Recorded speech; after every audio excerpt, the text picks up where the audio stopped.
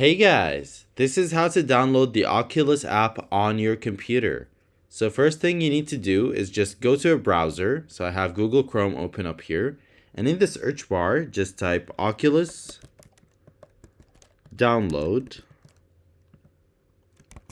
and hit enter. And then all you need to do is just click on the download Oculus app from Meta and it will start downloading the file right away. Now do note that the Oculus app is not available for MacBook. It's only available for Windows 10 and earlier. And there is a workaround though if you want to download it on a MacBook, which is to download Windows itself. So to download the operating system on your MacBook and then download Oculus on that Windows. However, that would require a lot of storage, so I recommend like maybe having at least 60 to 80 gigabytes of free storage on your MacBook to download Windows, then download Oculus on it.